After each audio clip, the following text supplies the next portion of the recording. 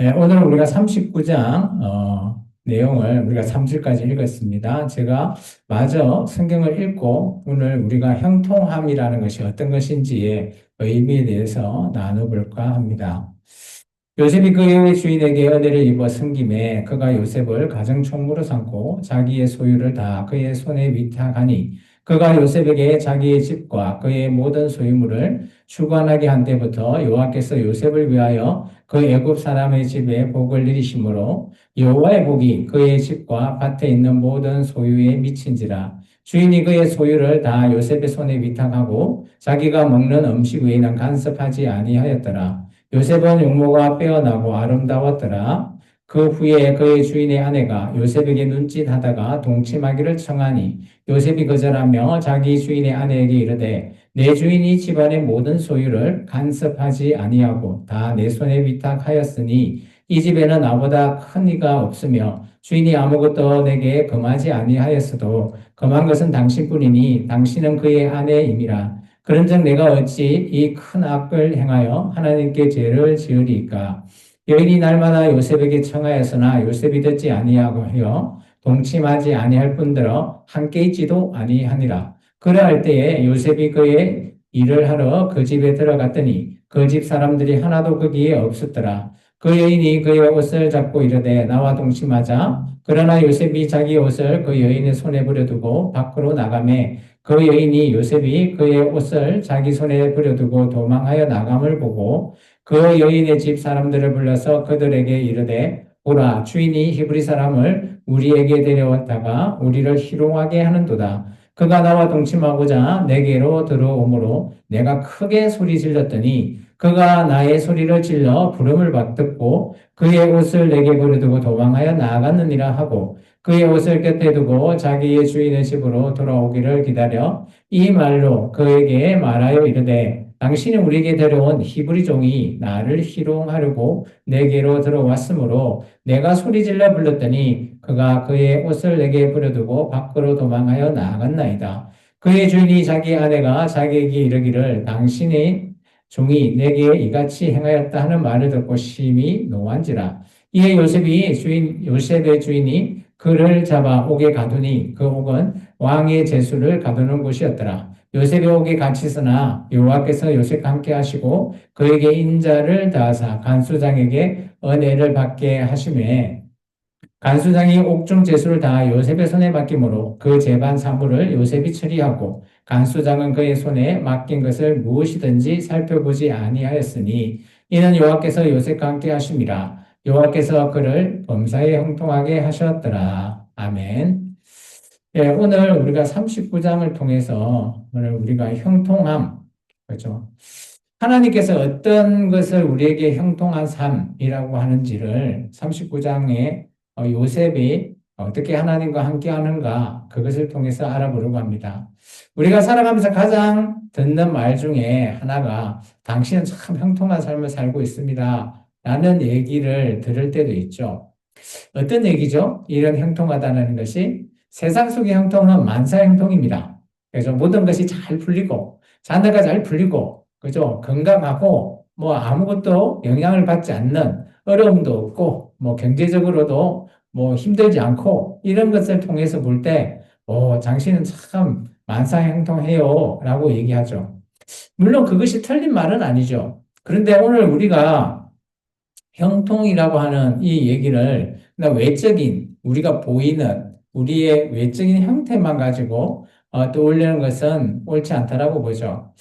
그러다 보니까 외적인 것만 찾다 보니까 우리가 힘들고 고난 속에 있을 때 아니면 뭐 시험을 쳤는데도 떨어지고 막 매번 실패하고 이러면 나는 형통한 것이 아닌가? 그것은 아니라는 겁니다. 형통이라는 것을 외향적인, 결과론적인 것으로 보면 오늘 우리의 세상의 기준과 성경에서 말하는 기준의 형통은 다르다라는 겁니다. 결론을 말하자면 성경은 그죠? 형통이 뭐냐? 여호와께서 함께 하심으로 형통한다라고 말합니다. 우리가 하나님께서 나와 함께하고 계신다. 그 자체가 내가 형통한 자라는 거예요. 내가 인정을 하든 인정하지 않든 하나님이 나와 함께 일하시고 나의 모든 걸음걸음이 하나님의 일로 나아간다면 그것이 형통이라는 것이죠. 혹시 내가 지금까지 알고 있는 형통의 정의가 잘못된 것이라면 오늘 이 시간 창세기 39장을 통해서 우리의 그저 방향, 하나님을 향한 방향과 형통함에 대해서 다시 한번 재조정해보는 그런 시간이 됐으면 좋겠습니다. 사랑하는 성도 여러분, 이제는 형통한 삶, 이것을 세상이 눈에서 바라보는 그런 형통이 아니라 오늘 하나님과 함께 계시기 때문에 우리는 이미 형통한 삶을 살고 있고 앞으로 하나님의 그 길을 따라갈 때 우리가 형통한 길로 나아간다는 의미를 오늘 좀 되새겨 보시기를 바랍니다. 그럼 자세히 말씀을 통해서 한번 살펴볼까요? 오늘 우리가 형통이라는 단어를 계속해서 제가 보고 있지만, 우리 39장 2절입니다. 우리 같이 한번 읽어볼까요? 여호와께서 요셉과 함께 하심으로 그가 형통한 자가 되어 그의 주인 애굽 사람의 집에 있다라고 합니다. 형통하다는 단어 앞에 보면, 그죠? 누구와 함께 있다고요? 바로 여호와 하나님과 함께 있다라는 것이죠. 눈에 보이는 조건은 아무것도 형통해 보이지 않는 거죠. 종으로 팔려왔고요. 그죠? 또 타국 사람이죠. 그리고 억울함과 외로움, 이런 것들이 다 실패한 것처럼 느껴지는 거죠. 그것을 세상 사람은 형통하다라고 하지 않습니다. 근데 오늘 하나님과 함께 한다라는 그것이 우리 형통의 기준이 된다라는 거예요. 그러면 잘 한번 되짚어 봅시다. 우리의 삶이, 그죠? 물론 때로는 어렵고 때로는 실패할 수도 있어요.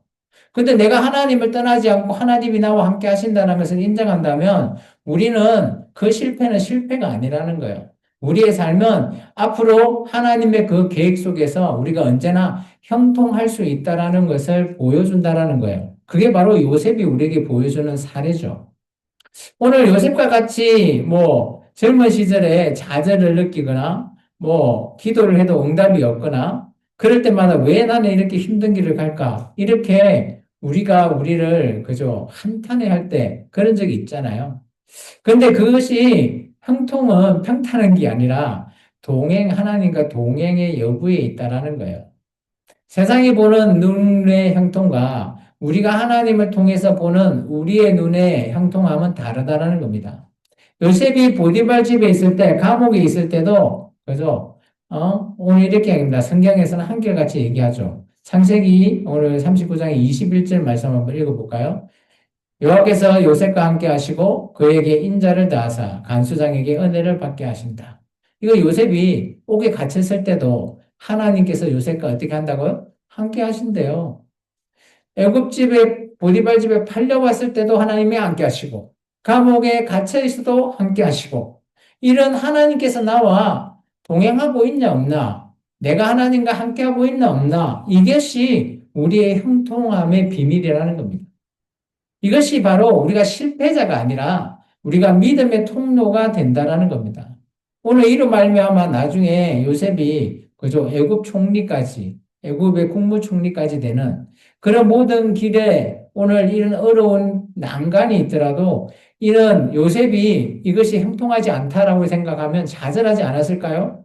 그런데 그렇지 않았습니다. 요셉은 하나님이 나와 함께 하시기에 나는 형통하다라고 요셉은 믿었기 때문이죠.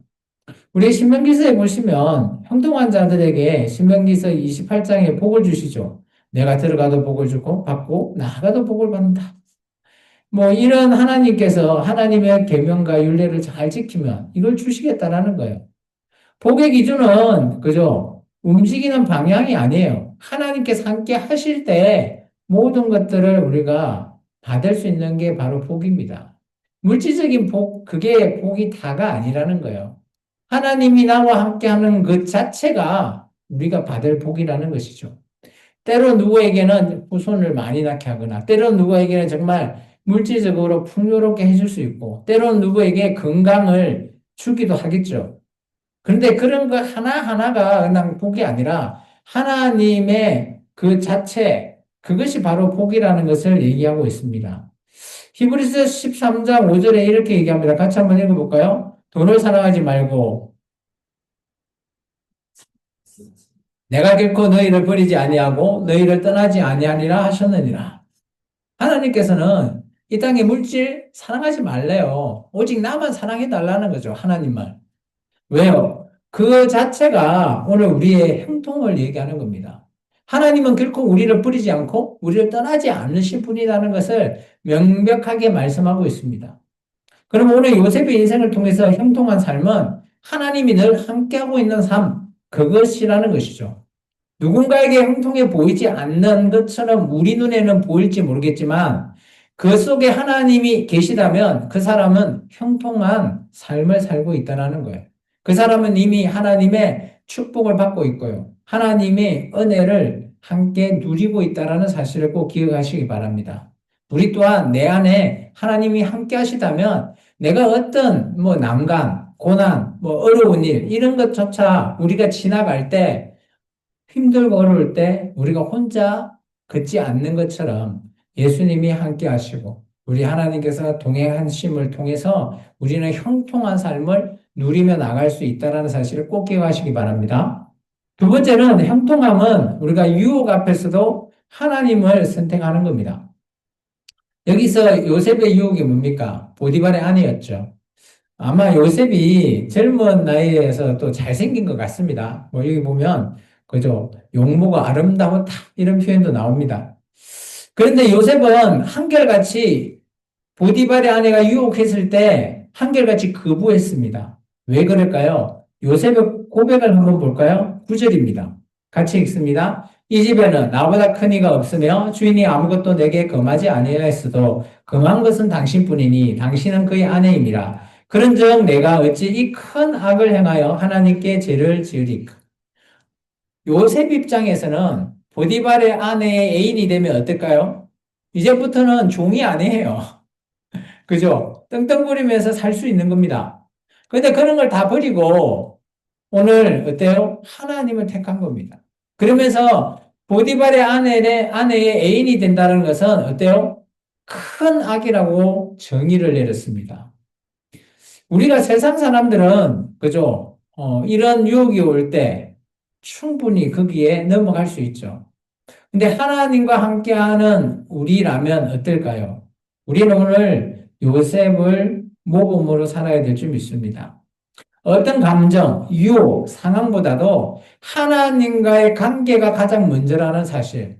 내 앞에 고난, 문제, 많은 벽과 같은 그런 큰 어려움이 있을지언정 그런 것을 먼저 보지 마시고 내가 하나님의 관계가 바로 서 있는가를 먼저 보시라는 겁니다. 그로 말미암아 이 모든 것들을 우리가 해결할 수 있는 거죠. 요셉은 외적인 성공보다는 내적인 하나님과의 관계의 신실함을 선택했다라는 거예요. 이게 우리에게 기독교인에게 모범이 아닐까요? 내가 어디 나가서 예수님 믿는다고 우리의 정체성을 드러내 놓는 거랑 마찬가지예요. 언제나 우리가 선택할 그런 기로에 많이 섭니다. 세상에 이익이 되고 물질적인 풍요가 내한테 될 때지언정 내가 그걸 선택할 것이냐 아니면 내가 하나님을 붙잡고 조금 억울하게 살더라도 그걸 붙들고 내가 살아야 될 것인가 이걸 우리가 잘 고민해야 되죠. 오늘 요셉 같은 경우는 후자를 선택했어요. 내가 조금 세상적으로는 억울할지언정 내가 하나님과 함께 하겠다라는 겁니다. 그런 형통이 바로 유혹을 뿌리칠 수 있는 하나님을 선택한 요셉의 선택이 아니겠습니까?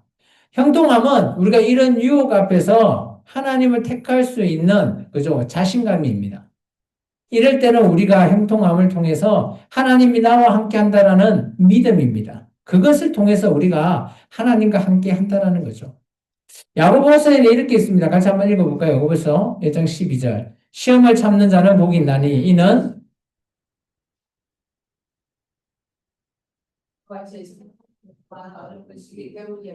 계속해서 로마서 말씀 한번 읽어볼까요? 너희는 이 세대를 본받지 말고 오직 마음을 새롭게 함으로 변화를 받아 하나님의 선하시고 기뻐하시고 온전하신 뜻이 무엇인지 분별하도록 하라.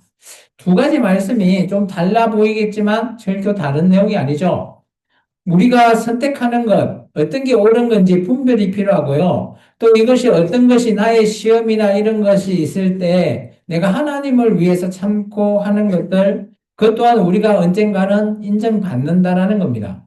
마찬가지 요셉이 보디발의 아내의 유혹을 뿌리치면서 억울함, 그죠? 그러면서 감옥에 갇히는 그런 상황에 있을지언정 오늘 요셉은 그것을 선택하지 않고 하나님과의 관계를 선택했다라는 겁니다.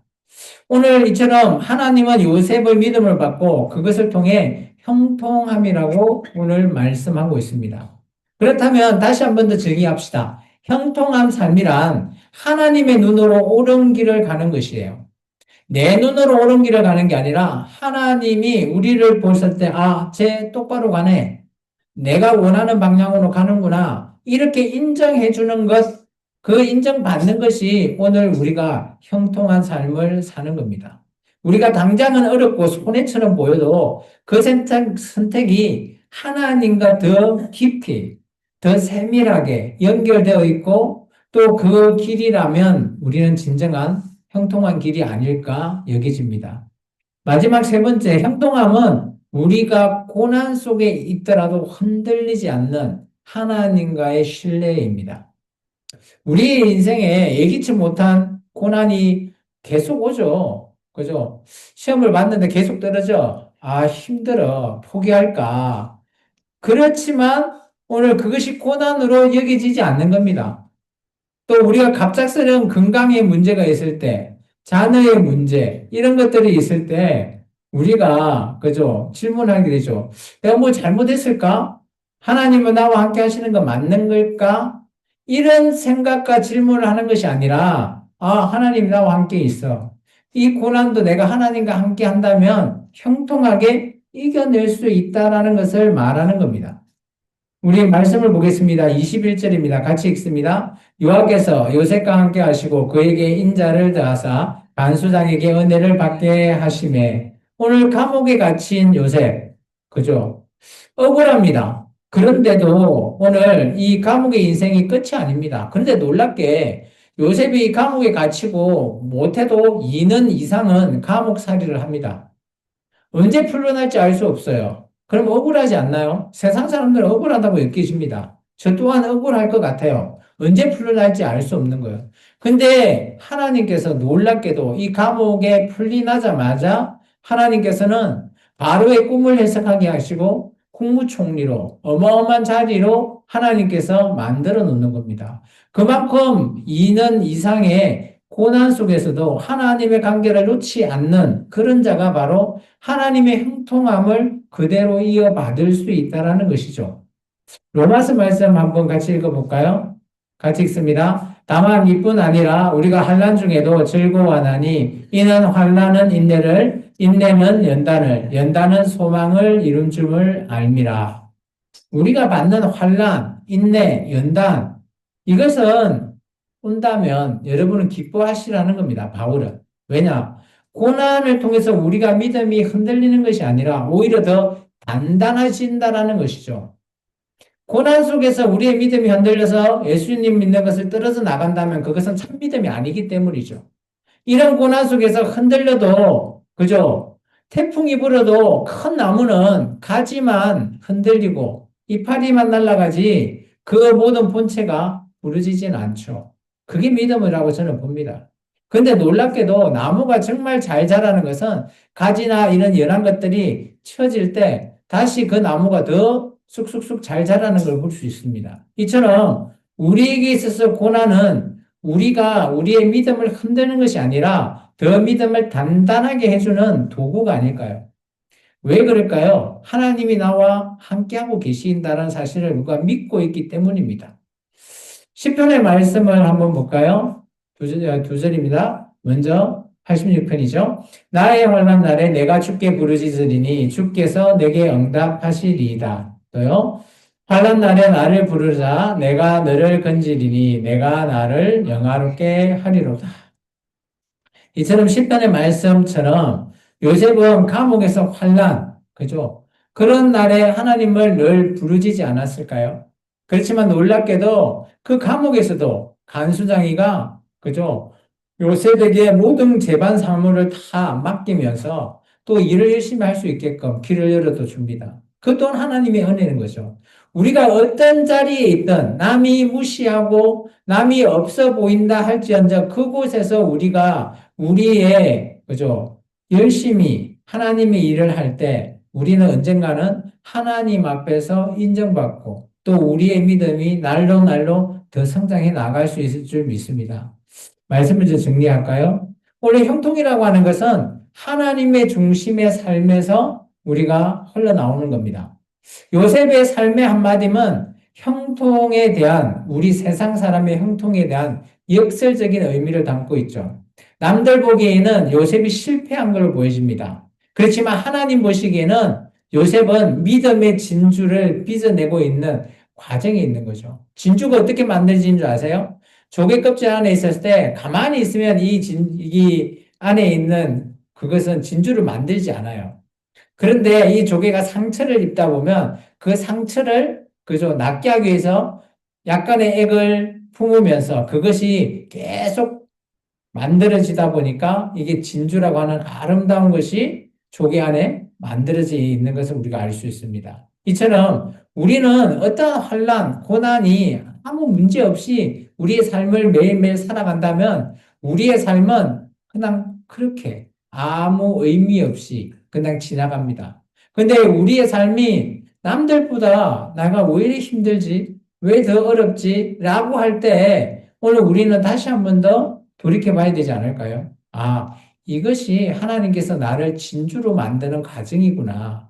하나님께서 나의 형통함을 보시는구나. 라는 것을 오늘 보시기를 주의 이름으로 축원합니다. 우리가 형통함이라고 하는 것은 그죠? 영원한 복, 형통이면 만사 형통. 이것을 우리가 세상의 형통으로 보지 마시기 바랍니다. 물론 이 형통이 나쁜 의미가 아니에요. 그죠? 우리가 기독교 오늘 39장에서 말하는 이 요셉의 형통함도 물론 좋은 뜻을 갖고 있죠. 언젠가는 어려운 고난 속에서 오늘 빛처럼 정말 하나님께서 사용되어진 그런 형통의 시작이 바로 이 형통함의 진짜 의미를 얘기하고 있습니다. 오늘 이제 말씀을 끝냅니다. 오늘 하나님의 신뢰하는 삶, 그 삶이 우리에게서 가장 안전한 형통한 삶으로 저는 여기집니다. 세상이 우리를 어떻게 말할지언정 우리의 가는 삶이 하나님과 함께 한다면 우리는 하나님 안에 형통한 삶을 지금 누리고 살아가는 삶으로 여겨집니다. 성도 여러분, 형통함이 어디 있는가? 오늘 내 삶 한복판에 계신 하나님 안에 있음을 인정하시고 함께 걸어가는 저와 여러분이 되기를 주의 이름으로 축원합니다. 기도하겠습니다. 사랑해 주님, 감사합니다.